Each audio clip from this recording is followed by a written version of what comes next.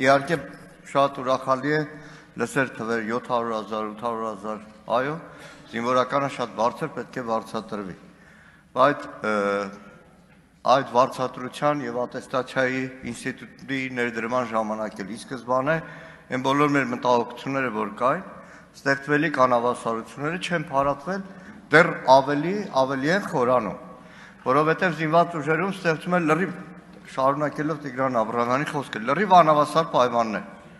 Հիմա դիցուք այսօրվա քննարկում ազգային ժողովում լսող օրինակ թիկունքային ծառայության շատ զինծառայողներ, որոնց ատեստացիայի դեռ հերթը չի հասել, ստանում են շատ ավելի նվազ աշխատավարձ, քան ատեստացիացած կամ պատվիրում ծրագրում։ Լսում են շատ պայմանագրային ծառայողներ, տարիներով մարտական հերթապահություն իրականացրած, որոնք և սուբյեկտիվ, և օբյեկտիվ պատճառներով ատեստացիայի այն անհրաժեշտ շեմը չեն կարողացել հաղթահարել, բայց գլուխը կախ, չարքաշ կյանքով շարունակում են ծառայել հանուն Հայաստանի Հանրապետության։ Եվ այստեղ է ամբողջ խնդիրը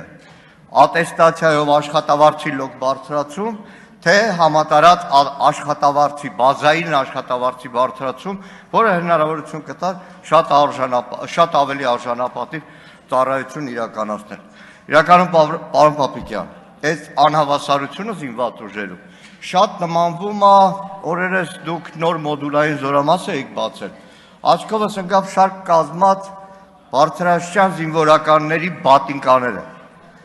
Հրամանը տվել եք, որ սպիտակ բատինկաներ պետք է հագնեն, բայց որտեղից այդ բատինկաները ով որ խանութից կարողանում է գտնել։ Եվ եթե նայեք լուսանկարները, Արամը Թորոսյան ձեզ տա, կտեսնեք, որ 4-5 սպա, բարձր սպա կանգնած է, ամեն մեկի հագին տարբեր բատինկա։ Շնորհակալ եմ։